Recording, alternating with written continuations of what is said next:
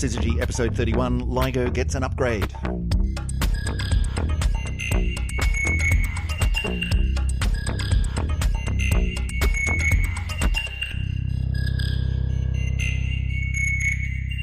And welcome to episode 31 of the Syzygy podcast. My name is Chris Stewart, and on the microphone opposite me, as ever, is Emily Brunsden. Hi, Emily. Hello, hello. So today we're going to be talking about something which we've been threatening to talk about for a really long time. It keeps coming up in podcast, and we keep pushing it further down. We keep kicking that can down the road every time the subject of gravitational waves comes up. The big discovery only a few years ago that Einstein was right, that gravity waves really do exist, and we've glossed over it I don't know how many times in the last 30 episodes. We're going to get there today because the big detector program, the big experiment which has detected the gravitational waves, has decided, or it's got the funding to get a big upgrade to make it even more sensitive. And so Emily and I discussed it and thought, have we ever talked about this? I think it's time. So today is all about the gravitational waves and the LIGO. About time, Emily? It's definitely time. Today is the day. Yeah, we're ready. We're ready. So it's going to be all the gravitational waves today. So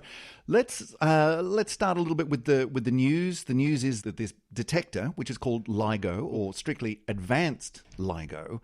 What does LIGO stand for? Laser Interferometry Gravitational Wave Observatory. Okay, so let's pull that one apart. It's an observatory, which means it's observing things. It's an experiment. Gravitational Wave Observatory, it's an observatory which is looking at gravitational waves. We've got that much. Yep, they cut out the W, which is a bit annoying. Well, yeah, but there would be LIGO, which doesn't roll off the tongue nearly as well, but LIGO. The LI, though, Laser Interferometry, which is hard to say quickly. What's that? Well, we're going to talk about exactly how LIGO works, and it is the process of laser interferometry that allows us to detect gravitational waves. Right, so this is, I mean, in a way, it's kind of a telescope in that it's looking at stuff from far away, but it's a very, very different kind of telescope. Yeah. And it's a weird thing which has got these 2 4-kilometer long arms at right angles stretching out across the landscape, bouncing laser beams off mirrors, bringing them back together, and detecting tiny, tiny differences in the paths that those lasers have traveled, down to just ludicrous amounts of precision. And it's an amazing experiment, or actually 2 amazing experiments, because there's 2 of them and they compare results.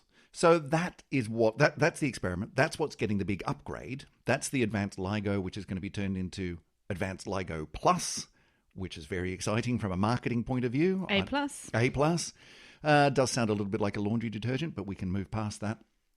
So that's the news. That's why we're talking about this. But really, in the last couple of years, this has been a very big story. It's been a very big story in physics. It's been a big story in astronomy. It's been really exciting because this is something that we've been looking for a really long time, these gravitational waves. So, Emily, take us back to the beginning. Shall we start with, what's a gravitational wave? What is a gravitational wave? Let's start with that. This is a great question. So we've known about gravitational waves, or at least theorized about gravitational waves, for a very, very long time. And this actually goes back all the way to Einstein in 1916. Right. So Einstein put together his general theory of relativity. And this was a theory of gravity and how the universe was structured that made observable predictions. Now, many of those predictions we weren't able to observe until a very, very long time later. Yeah, I mean, it was a theory way before its time, in the sense that a lot of the stuff that came out of it, people just went, how would you even find that? Some of it was really quick. Things like, do you know what? Light gets bent around really massive things like the sun. So maybe we could look for stars that ought to be hidden behind the sun during an eclipse, and if we can see them, that means the light's been bent. And that was something that we were able to do really quite quickly. So that kind of prediction of general relativity came about quite quick, and everyone went, hey, well done, Albert, that was good. And he went, yeah, I know. I knew that was going to happen because it's my theory. But there are a bunch of things like gravitational waves which were much, much harder. Yeah, and Einstein himself thought that they were always going to be too weak for us ever to be able to detect. So I guess the paradox is he was right, but he was also wrong, because we found them. It took a really long time. I mean, I can remember when way back in the early 1990s, so we're going back a bit too much longer than I would like to admit. But anyway, best part of 30 years, when I was an undergraduate student in Australia, and we had a visit from someone from another university who was doing some very early gravitational wave experiments, and they were trying to figure out what is the best way to do these experiments. Should we use lasers? Should we just use this enormous bar of this very special pure metal, which would then ring like a bell if a gravitational wave came through it? Things like that. And all of the professors in the room, all the really big, brainy physicists, were just looking at each other going, this guy's nuts. Like, there is no way that you will ever measure these things. It's just too small. And you could hear the skepticism in the room. Well, fast forward 10 years into the early 2000s, that was when this experiment LIGO was built. And they were right. They couldn't detect it. But then another decade and a half later, we're finally getting there. So, for a really long time, this isn't possible, but that's kind of the way physics works. It's not possible until it is. Until you make it possible. Yeah. So why are these things so hard to spot? What is it about gravitational waves that's so hard? Well, they're really hard to imagine actually what's going on in the first place. Well, let's start with that with them. Yeah. What is a gravitational wave and why? Yeah, so what happens is when you have a sudden change in gravity, then waves are formed which ripple through the universe. Now, waves need a medium in which to travel. Generally they do, yes. Or at least they need to be travelling in something. And the whole concept of what's a medium and what's stuff gets a little bit hazy when you start talking about some kinds of waves. Yeah. Well, so a more familiar example would be looking at the waves rippling across the surface of a pond. Yeah. They're causing the pond itself, the surface of the pond, to move. Mm-hmm. The actual molecules of water are sloshing up and down. Yeah. As we're jabbering into these microphones, we're moving the air around in the room, which means that you can make sound, which is then picked up by the microphones. And so you take that into space. If you try and talk in space, it's a vacuum, so there's no particles, there's nothing to move. So if you go and scream at the top of your lungs in space, there's nobody to hear you scream, first of all, but your scream doesn't come out. As the famous quote from, what was it, Alien says, in space, no one can hear you scream. Yes. So waves need a medium, but what about things like light? I mean, light is a wave, but what's it traveling through in order to get to us through space? And that was a really interesting question for a really long time. Around about the same time, actually, and Einstein was one of many people who figured all of that stuff out, going back a little bit earlier than that to Maxwell and so on. And the answer to that one was that, well, space and time, space is filled with this field called the electromagnetic field. It's everywhere in space. It's at every point in space and can have different values. And light is a wiggle in the electromagnetic field. It's not moving particles of stuff around. It's instead changing the properties of that field, which is a difficult thing to wrap your head around, but that's all right because physicists get very used to just dealing with stuff that's hard to imagine and going, that's fine. It's just how it is. But gravity is a bit different. Yeah, gravity we associate with like real particles and mass, and you drop an apple and it falls to the floor.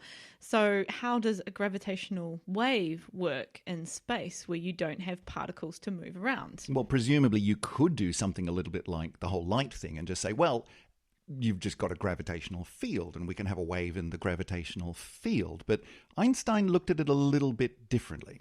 Yes, so he took that concept of a gravitational field a bit further and looked at actually what is the underlying structure of all of the universe. And this is where we come with the concept of space-time. Right. People who've heard about Einstein and his theories of relativity, general theory of relativity, probably have heard of the concept of curved space-time, that massive things bend the space-time around them. And this was the big link that Einstein and his colleagues made, was that gravity is about the way the structure of space-time itself responds to mass and energy, is that the structure of space and time actually bends, it changes, it curves.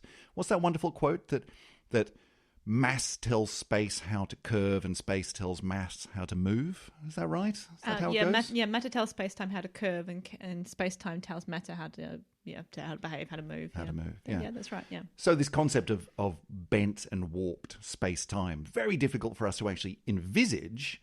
One of the classic ways of thinking about it is to imagine the bed sheet or the large, rubber sheet that can stretch and bend, and you put a bowling ball in the middle of it and it it bows down and stretches and makes a big curved space, and then you could roll a smaller ball, say a marble or something, around that, and that's analogous to a planet going around the sun, around the curved space-time that the sun creates from its huge mass.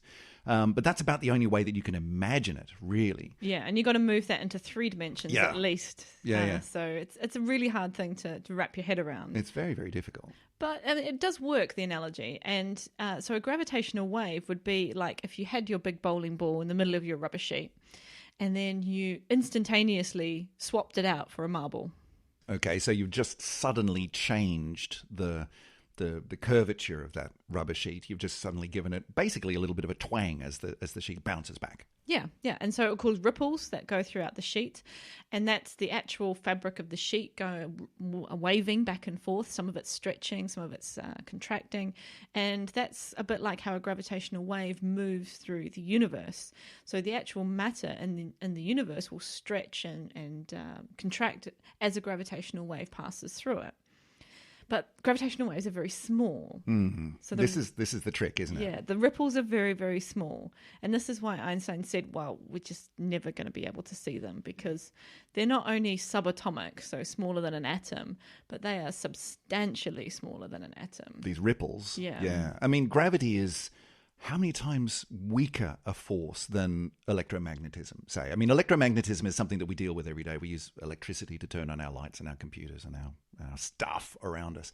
But we also see its effect in lightning and, static electricity when you rub a balloon on your head and you can make your hair stand up and stuff. And that's the forces that we see in our macroscopic world all the time. From tiny, absolutely tiny amounts of electric charge, comparatively. Gravity, you can drop something off your desk and it might take a second to hit the floor. And that's from the gravitational attraction of an entire planet. If you think about it that way, gravity is an incredibly weak force. It's something like 10 to the 40 times, like a 1 with 40 zeros after it, times weaker than the electromagnetic force. I think I've got that right. Yeah, it's really a lot weaker. It's just that we perceive gravity to be stronger because we kind of move about in gravity and we drop things on the floor all the time. Yeah, but then again, we're also attached to a very, very large planet. Yes. In this room here, Emily, you and I have gravitational attraction between us, but we're not clumping together because it's incredibly weak. Whereas if we were comprised just purely of, say, negatively charged electrons, then that would be an enormous explosion that you cannot even begin to imagine. So gravity is very, very weak, which means that if you can make a gravitational wave, it's going to be really, really, really tiny. Yes. Or, to look at it conversely, in order to actually make one that we could detect, it's going to have to be created by some kind of pretty extreme event. Now, you mentioned before this sort of mental image of, well, imagine you've got, your bowling ball in the middle of your sheet and you just swap that out for a marble. That's not the sort of thing that's going to happen in space, though. You're not going to have sort of the sun suddenly getting replaced by Mercury. So we're talking about other kinds of events that might create these gravitational waves that we hope to detect. What sort of things are candidates for gravitational wave detection? Yeah, well, to detect the strongest gravitational waves, which if they're going to be hard to detect, you've got to go for the ones that are the strongest first. So to find those, we need to go to some of the most dense objects in the universe that have the biggest changes in gravity.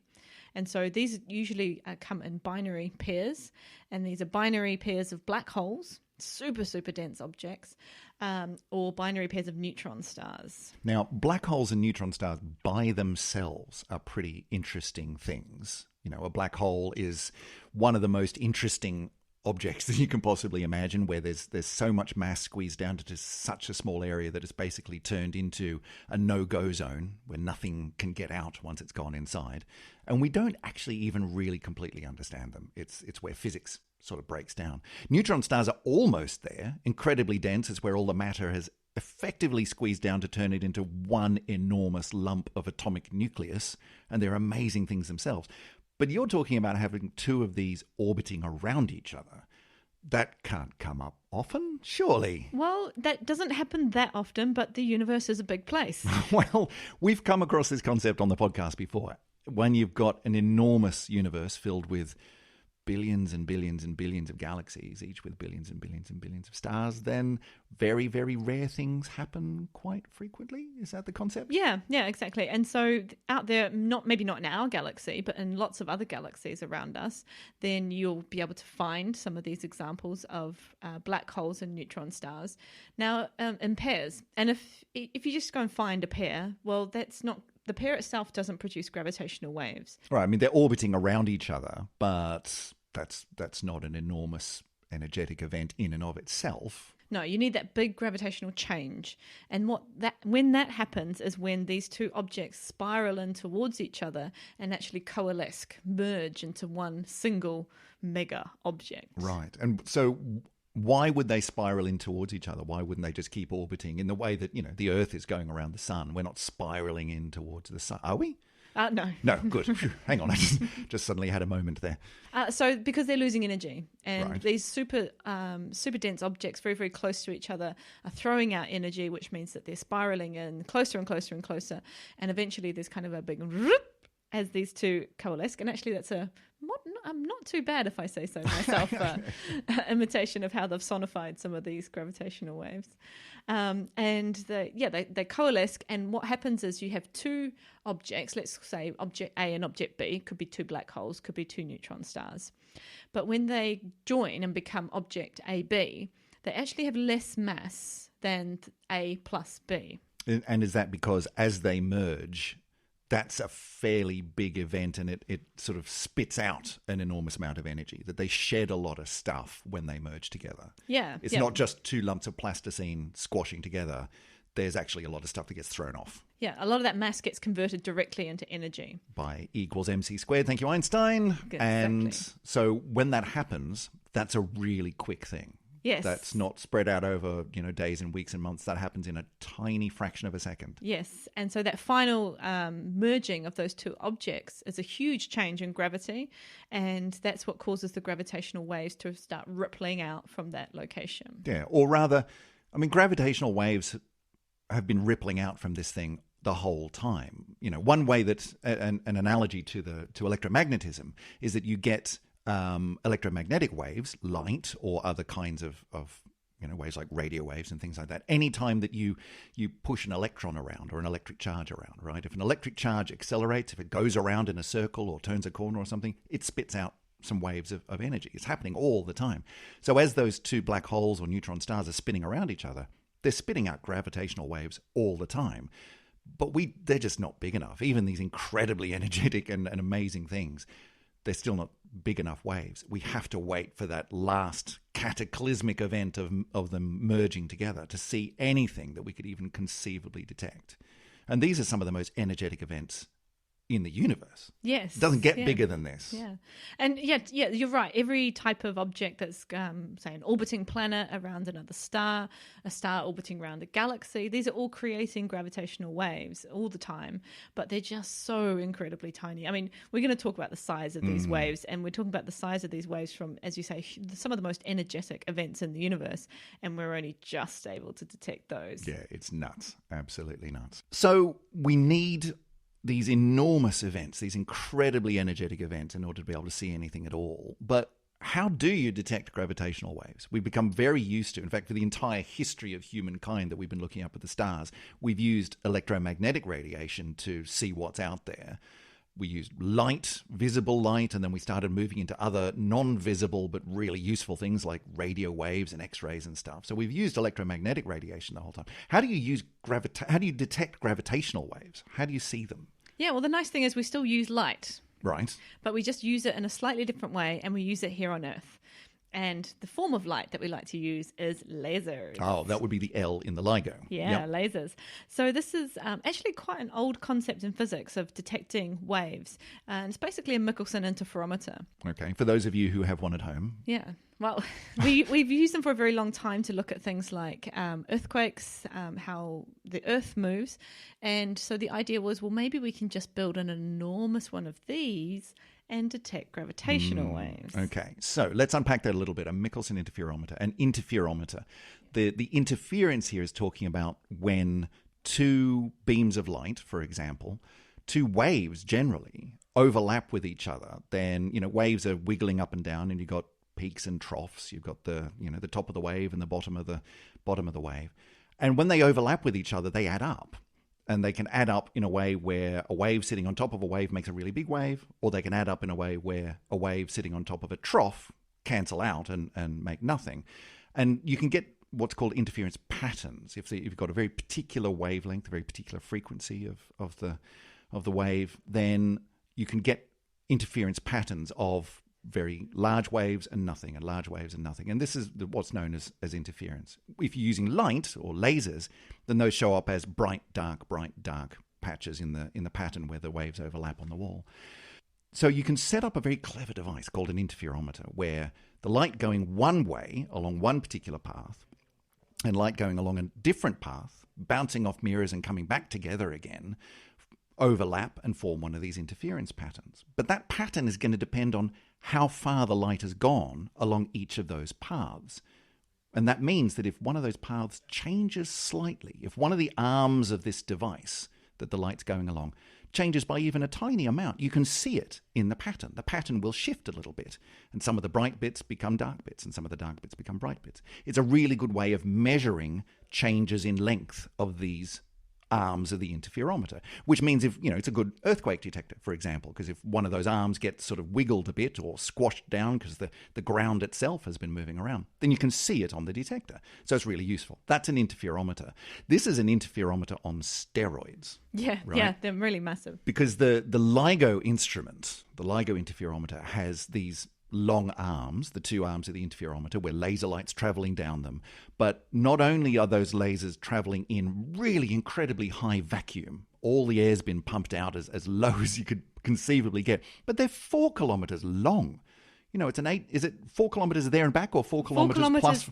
There, and then 4 kilometers back. It's 8 kilometers Yep. on two different arms, and it's built across the landscape in straight lines. Like they've had to account for the fact that the Earth curves over the distance of these things by as much as a meter or so. So they've actually had to do precision concrete laying and stuff in order to get these things right, bouncing off mirrors at the end and coming back and joining up together in order to be able to see whether or not one of these gravitational waves passes through and wiggles one of the arms? Yeah, because the longer the path that you have, that your laser light has travelled, then the more chance that a very, very small wave, which would stretch out that laser light in one direction or compress it in another direction. And that's why the two arms are 90 degrees to one another. They're in this L shape, because if it's going to wiggle in one way, then it doesn't wiggle in the other way, because the wave is travelling from a point direction in the sky. Because that's the thing about gravitational waves, is that they are waves in the space-time itself. So as they pass through, they actually make the space-time, the space along one of these arms, actually stretch and contract a little bit. Yeah. Do you want to have a guess at how much? Well, I know, because I've looked it up, but it is extraordinary. And it is one of those things that just, hang on, let me just stop and take this in for a second. So hit us with it, Emily. How sensitive are these devices? Okay, so we have an atom, right? Atoms are made up of electrons, and they're going around a nucleus, which has neutrons and protons in the center of it, right? So it's not just an atom, which is small. An atom is about 10 to the minus 10 meters across. Very, very small. But then go into the nucleus and find a proton, so an even smaller part of an atom. So that's one tiny microscopic bit of an atom. Yep. And we're going to be 1,000th of the diameter of a proton. Of a single proton. And that's, so just to be clear, that's the difference in path length that we're measuring. So as the laser goes along one of these arms and comes back again and meets with the other laser beam that's gone along the other arm, if one of those arms has changed in length by that amount, 1,000th of the diameter of a single proton, they can detect that. Yeah, it's so cool. That's just nuts. It's amazing, because the laser itself, as you say, when you have a peak and a trough together, they cancel out and you get zero light. So there's a photo detector that's detecting, have we got light from this laser or not? Most of the time when there's no gravitational waves, there's nothing, because those laser beams come in and they're sitting there, so you get the peak and the trough lining up. There's just nothing there. If you move either one of the arms by 1,000th of the diameter of a proton, then you move it enough so that you get two peaks line up or two troughs line up, does the same thing, and you get a detection of light.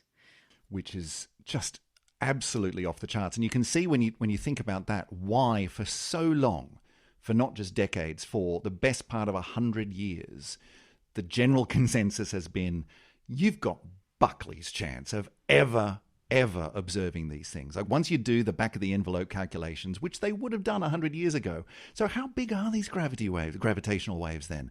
And the answer comes back, yeah, you'd need to be able to basically see not the order of an atom, like 10,000 times smaller than that. Okay, that's never going to happen. Even within the last couple of decades, I don't know if we can do this. And one of the other reasons for that, it's not just that it's so small, but when you actually build a machine, like even if you could on paper say, all right, let's build these things with 4-kilometer long arms, and in principle we could do this, you're actually at the level where even the tiniest vibrations along the way, the mirrors on the end will be sitting there vibrating away because they're in the world and the world vibrates. They have a temperature, and that's what temperature is. Temperature is vibration. They're going along 4 kilometers plus another 4 kilometers to come back through stuff. It doesn't matter how much you pump it down. And all of that is going to add vibration. And if you're trying to measure something which is 1,000th the width of a proton, then any amount of vibration is going to get in the way. So it is absolutely staggering that we can do this at all. What I love is that, okay, so they turned LIGO on, the original LIGO, they turned on back 2002? 2002, yeah. And they took measurements for the best part of 10 years. They turned it off again in 2010 and said, okay, we haven't seen anything, but we have learned a lot. We now know the limitations of this device, and let's try again. They turned it back on in 2015, and within what? It was a few days. Couple of days? Yeah. Certainly within a couple of weeks, basically turning it on to do testing, and someone went, hang on, what? Look at that. And it was, that was a gravitational wave. Look, everyone gather around. And they made this discovery in testing phase of advanced LIGO, and everyone went, bloody hell. we thought it was going to happen. We didn't know it was going to happen so quickly. It was just stunning, absolutely stunning. Just such a fascinating, it's one of those wonderful stories in science as well. And just a fascinating discovery. We discovered at that point a black hole merger, which was really amazing. And you think, black holes are pretty rare, and, the universe is big. But isn't it wonderful that we can actually observe two of these things merging together? Yeah. And, so either there was an amazing coincidence that, we turn it on and within days, look, there's two black holes merging. So that means a couple of things. Either that's really incredibly coincidental. What are the odds? That was lucky. Wow. Or much more likely, actually, there's probably quite a few of these things happening all the time that we've just never been able to pick them up before. So I'm guessing, I haven't looked this one up, but I'm guessing that since that first detection back in 2015, we've seen more than one? Yeah, we've got 10 black hole now. collisions. So that's 10 in the space of less than 4 years. Yeah, and the machine's not been on all that time, right? So we turn it on for periods of time when all the when the stars align. That's a bit of a maybe choose a different analogy. Yeah, but I can imagine that after they saw that first one, they just went, "Hang on, turn it off. Okay, wait. Is that real? Did someone sneeze? What is that thing?" And you would very carefully then turn that one back on again to see if it happens again. And it has 10 times. Yes, yeah. And some of them we actually had to go back and look really, really carefully through the data. They don't always just sort of pop up as this, flashing lights and music starts going. They are difficult to find even in the data because, as we mentioned, this is hard, and noise is a huge, huge problem. The noise that you have in your system can make it very, very difficult to disentangle a signal out of that noise. Yeah, but the signal is really interesting, and you actually did do a pretty good impression of it before, because a merging pair of black holes, or they've actually seen a pair of neutron stars merging. One of those, I think. So yep. 10 black holes and one neutron. And it actually does make this very characteristic signal, which if you then turn that signal into, okay, so what would that sound like if we could hear it, if it was an audio wave? Actually makes what they call a chirp. You know, you've got these two objects which are rotating around each other, losing energy, so they're speeding up, and suddenly, very quickly, you've got this, which then suddenly turns into the energetic gravitational wave that we can actually see. But it's this chirp, it's this lovely signal, which you did a very good impression of before. Yeah, it's always struck me though how calm, well, not, you know, how small those noises sound when you think about these. I know, this is one of the most energetic things if you in were the right universe. next to it, you go, bloody hell, what was that? And it just turns up on our incredibly sensitive detectors as this just little, almost, you know, bird noise. It's quite sweet for something which would have been just ridiculously catastrophic if you were anywhere nearby. So anyway, that's kind of fun. So that happened back in 2015, and we're now doing it, if not routinely, 10 times on various occasions over the last several years. It's now becoming something which we really do have a lot of confidence in. I mean, I can remember in 2015 when it first happened, there were a lot of people kind of going, okay, but let's be really careful here, because if this isn't real, then we're going to make fools out of ourselves. Yeah. So let's check this data really, really carefully. But I mean, it matches the models incredibly well. We've seen a whole bunch of them. But not only that, haven't there been a few occasions where, because we've seen the gravitational waves, we've been able to, fast enough, be able to turn other telescopes to go, there, that thing, it was that. Yeah, that was the amazing neutron star merger. Right. That was so cool. So this was in 2017. We had two neutron stars that coalesced into one sort of super object. So just to remind you of the scale of this kind of... Black holes are big, and we're used to thinking about black holes as big. Neutron stars are not quite as big, not quite as massive anyway. Yeah, I mean, when you're talking big, you're talking massive. Yeah. Yeah. So these are neutron stars that are a few times the mass of the sun, compressed down to something maybe about the size of York. Right. So, yeah, incredibly dense. Yeah, just a few kilometers across. Yeah. So really, really high energy objects.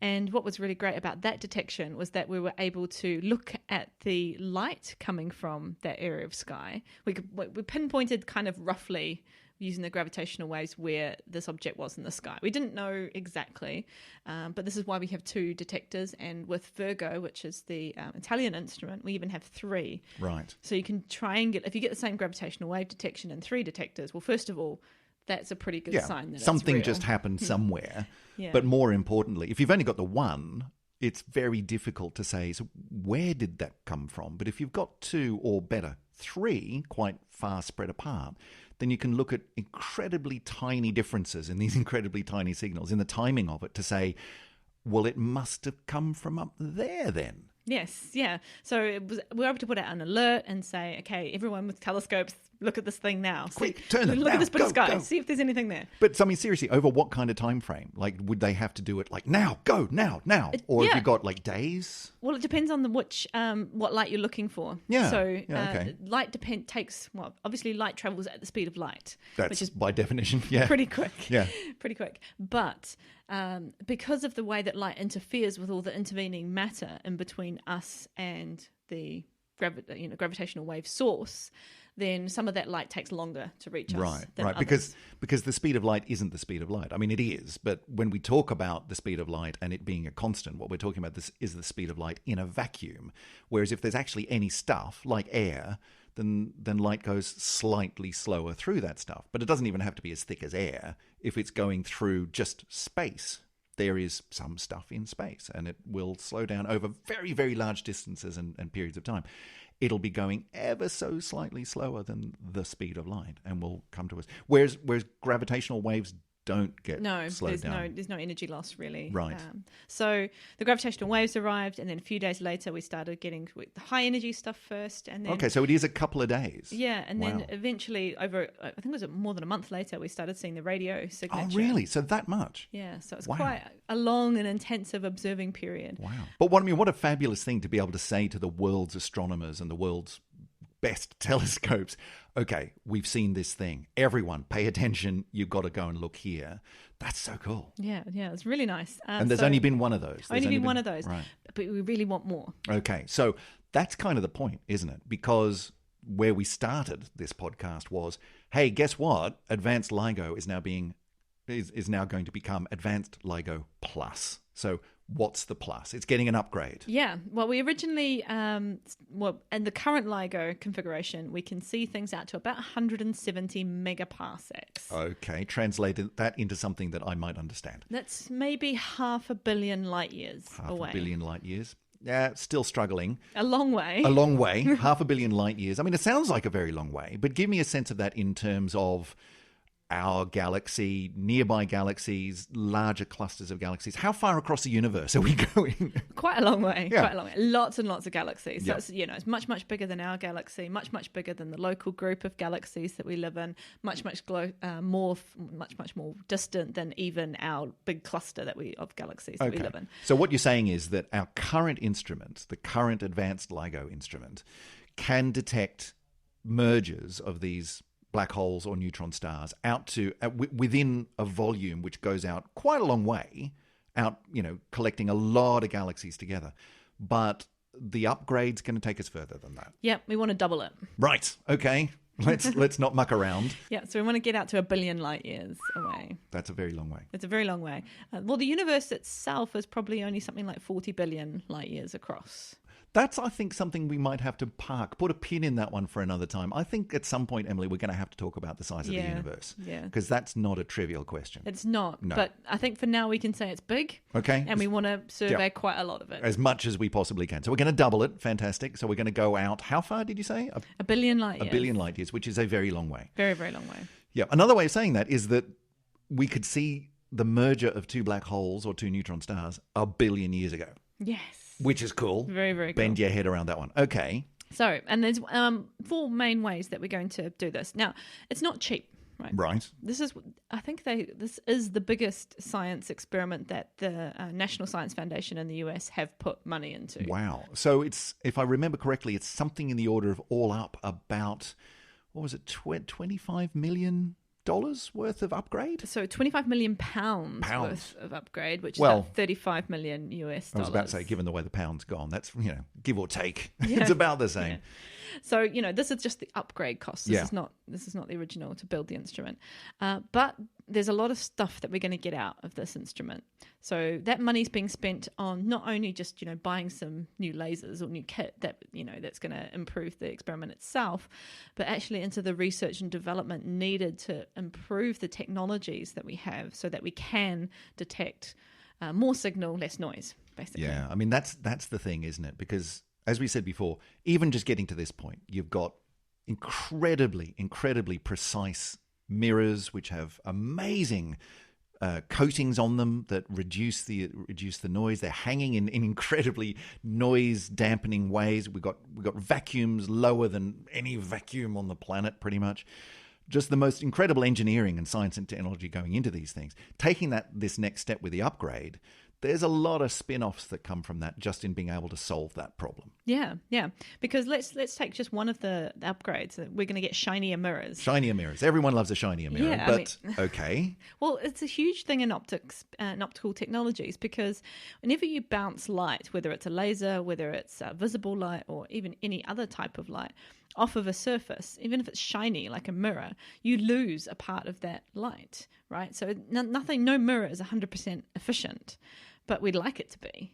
Because if you are thinking about LIGO, it's bouncing light back and forth off these mirrors, up and down that 4-kilometer corridor, hundreds of times that same laser beam.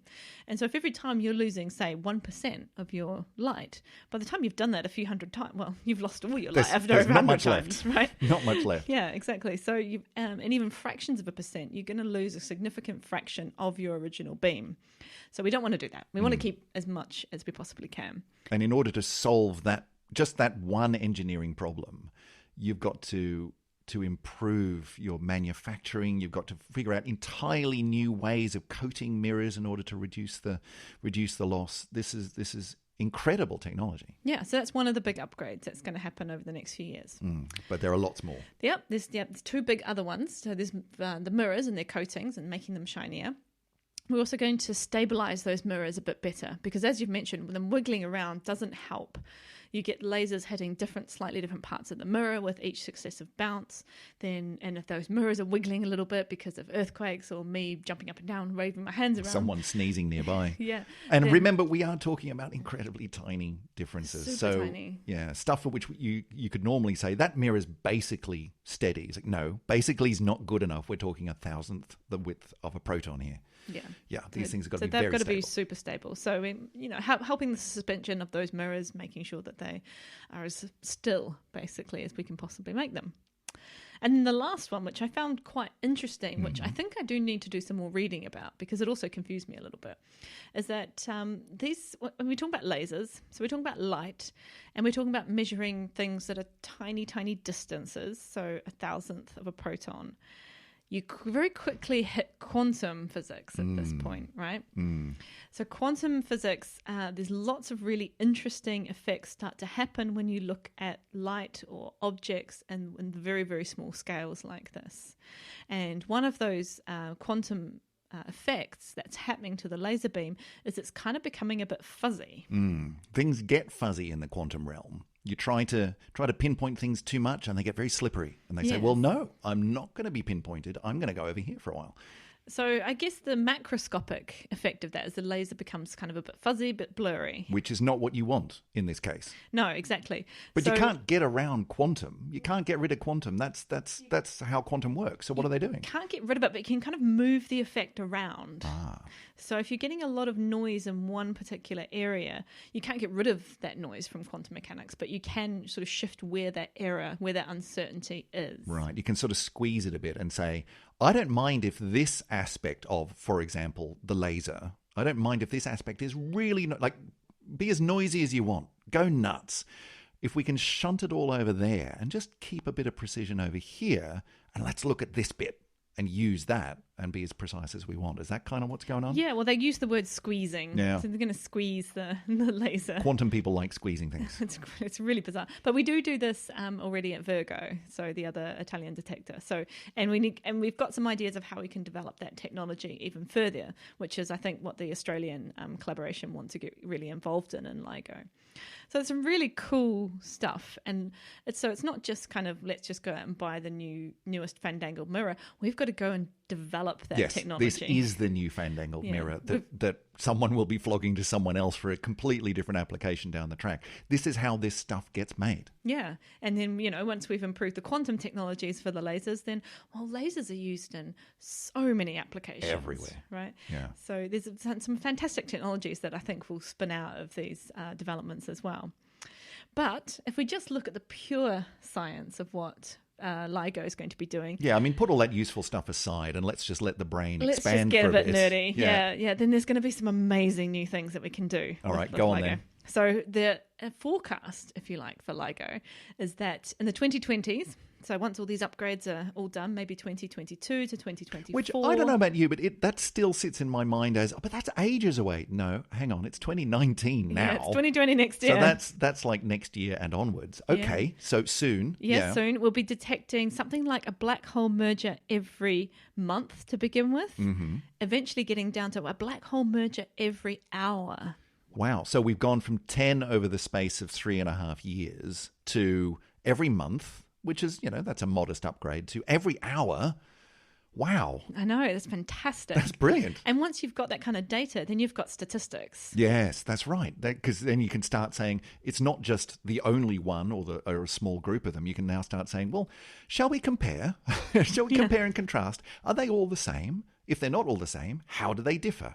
Let's actually figure this stuff out. What's going on? Yeah. And so we'll get the black holes and we'll also get the neutron star mergers. Yeah, because we've only seen one of those so far. So presumably, for whatever reason, whether it's because there's fewer of them or they're harder to see, but we're not seeing as many of them. So how many of those would we expect? We're hoping to get somewhere like 10 to 15 a month. Okay, that's still pretty good. Yeah. That's like one every other day. Yeah, it's good stats. Wow. It's really good stats. So super, super exciting.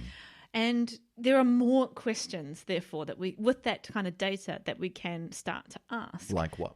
Well, we can start with the neutron stars. We don't know an awful lot about neutron stars, apart from they're this super dense ball that's there. It's kind of the leftover bits of stars. But what are they really like? The physics gets really crazy on these objects, and we really would like to understand what the structure of neutron stars is like.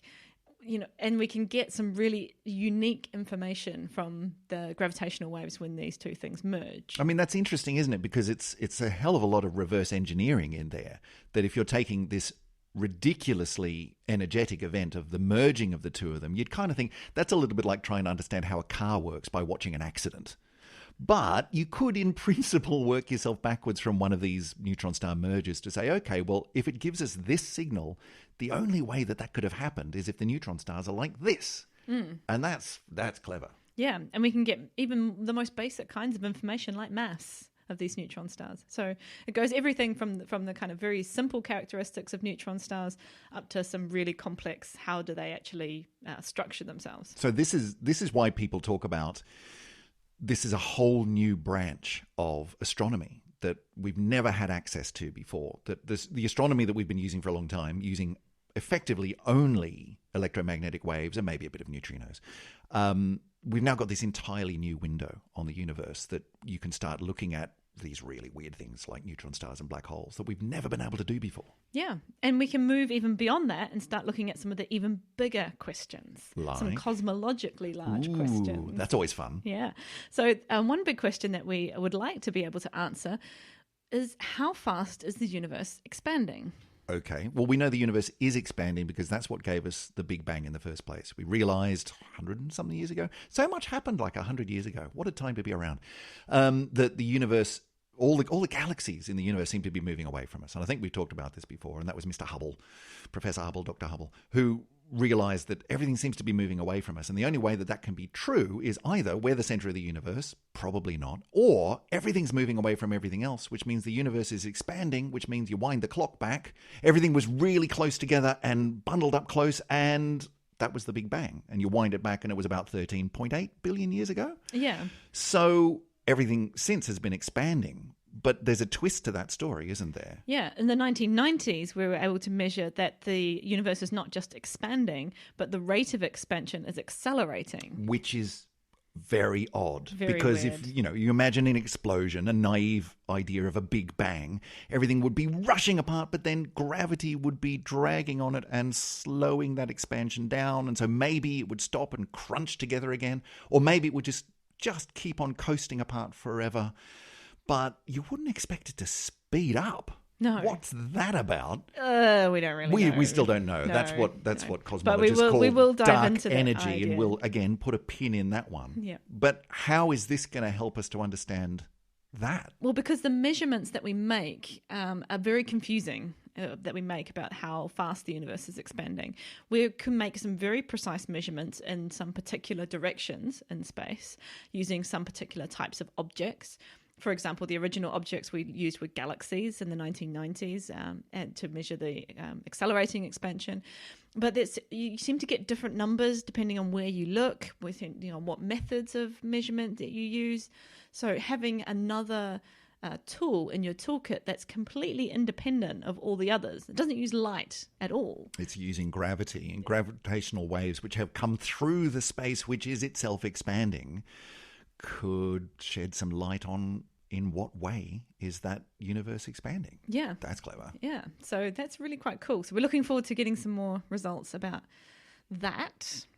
But you can even go even bigger. Oh, goodness. You're blowing my mind here, Emily. Okay, what's bigger than that? What's bigger than the expansion of the universe? Come on. Well, we hope that gravitational waves will point us in the right direction towards a theory of everything. What?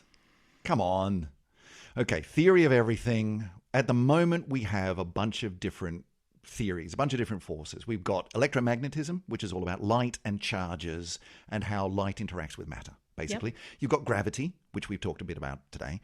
You've got the nuclear forces. You've got the strong and weak nuclear forces. And the strong force is about how protons and neutrons stick together to make the nucleus of the atom, and the bits that are inside those, the quarks, stick together to make protons and neutrons. And you've got the weak nuclear force, which is a bit weird and different, but is related to radioactivity in different ways and different kinds of things. And neutrinos are in there somewhere. And that's all the forces that we know of. Only 4. Only 4. The really amazing thing is that we've been able to combine a bunch of those, right? Electricity and magnetism were separate. They became electromagnetism, just part of one single mathematical theory. That was amazing. And then guess what? The weak nuclear force, which seemed to be this completely different thing, is actually mathematically part of the same theory of electromagnetism and the weak force, the electroweak theory. It's all been combined together. There's a lot of work trying to put the electroweak together with the strong nuclear force, and haven't quite figured that one out. But the hope is that we can just keep rolling that theoretical idea along and have the theory of everything, which would have electromagnetism and the weak force and the strong force and gravity, Yes, all together all together. in the one set of equations you could write down on the back of a postcard and send to your grandma. And that would be cool, but that seems to be a very long way off. And you're saying this could maybe help? I think it will help, yeah, because we're getting more data. We're getting more data on some of the weirdest objects, the distant objects in the universe, and it will at least it won't give us the theory, right? We're not going to just suddenly read into the gravitational waves and get a nice new equation and say, yeah, that was it. We just didn't think about that. Won't be written into the signature of a black hole merger, no. No, but it will at least tell us maybe this is the right direction to be heading your theories in, because a lot of our some of the grand unified theories, which are kind of a step towards the theory of everything, they sound very grand. They do. I mean, who wouldn't want to work in that area? I mean, string theory is one example of this, but they're theoretical, and we don't have observational predictions from the theories, let alone anything that we can actually attribute that we haven't been able to explain through our other. Yeah, I mean, that's been one of the big criticisms of a lot of this theoretical physics work and cosmological work is, yeah, but how are you going to do an experiment? You know, at some point you've got to be answerable to the way the universe actually works. And a lot of people have sort of pointed towards string theorists and stuff and said, yeah, but you could never even in principle measure some of this stuff that you're talking about. So it's basically, you're just making it up. It's magic. But maybe with gravitational not. Waves, you could make a prediction about what your particular theory should say about how these gravitational waves behave. Mind blown. So if LIGO only points us in the direction of some of these theories, there's good news. Yeah. We are going to have LIGO version 2. Okay, so this is beyond Advanced LIGO Plus and into LIGO The Revenge, LIGO The Return, the sequel, LIGO 2. Well, it's LIGO in space. LIGO in space. Of course it is, because it's not hard enough to do on the ground. Let's put it in orbit. Fantastic. Yeah. So it's actually called LISA. It's a European Space Agency mission, and it's been given approval after approval for research, at least, into how this instrument might work. Okay, we like your idea. We'll give you some funding to figure it out. Yeah. So basically, instead of an L-shape object, laser beams traveling back and forth, which is on the surface of the Earth, then we have a triangle. Instead of having 4 kilometers along each arm, 2.5 million kilometers. Hang on. So I'm imagining this is not one orbiting satellite, then this is a few different spacecraft bouncing stuff off them. Yeah, 3. Yeah. Wow. 3, making a nice triangle. Wow. So hang on. So describe this to me. Where are these things? Or where would they be? So they'll be in space. Yeah. Clearly. Yeah, I figured that one out. You've got to Thanks, go to Emily. space to get 2.5 million Look, I know I'm not kilometers. an astronomer, but I've got that much worked out. Thanks. So in an orbit, a bit like the Earth's orbit around the sun, so that we can kind of talk to it and get all the data off of it, but orbiting the sun itself rather than orbiting the Earth. And so you bounce the lasers around one way. If you bounce them around the other way, this is a bit like a ring laser. That's so cool. So that, you can measure the difference between those two paths. And did any gravitational waves wiggle their way around? And that's such a massive scale. That would be so incredible. And the noise would be so much lower because you're not attached to a planet. Yeah. You don't have earthquakes to worry about. That helps. Nobody sneeze in over your experiment. And it's really cold. Yes. Wow. So it's technologically incredibly challenging, right? It's a mission under development. Yeah. And we're looking at maybe, if everything goes really well, a launch in about 2034. Right. So that's a little bit further down the track. This is still a lot of speculation here, but wow, what an idea. But it's amazing. But now we know LIGO works. Yeah. And we've got a Nobel Prize for the discovery of gravitational waves. Which has got to be one of the fastest Nobel Prizes you've ever seen. Between that and the Higgs. Everyone just went, yep, give it to them. Any other candidates? No, just give it to them now. Have a meeting now and give it to them. Yeah, no, it's fantastic. So we know that it works, and we know we can detect them. So all these results from LIGO will feed into the optimization of Lisa. Come on, Lisa.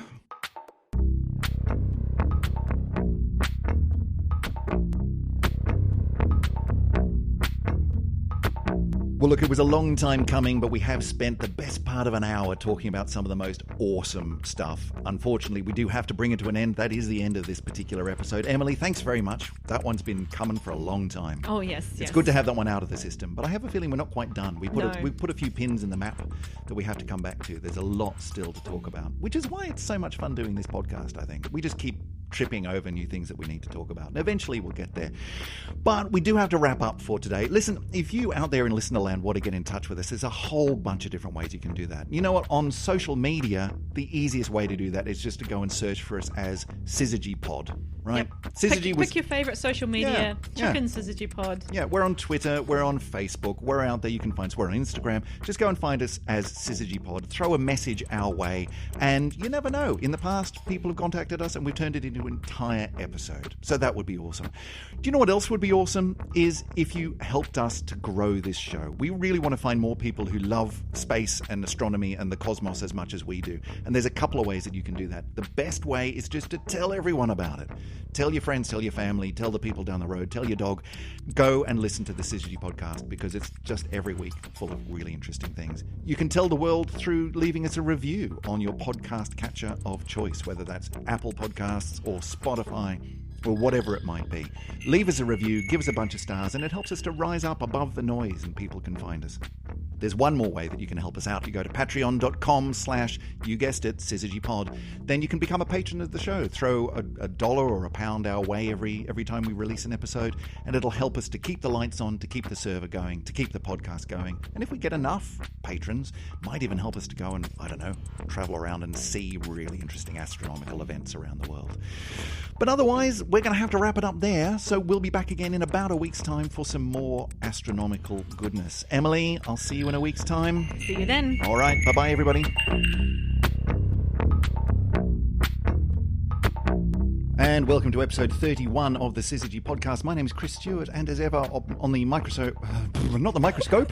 It's not a microscope. It's a microphone. I'm going to try that again. Hello.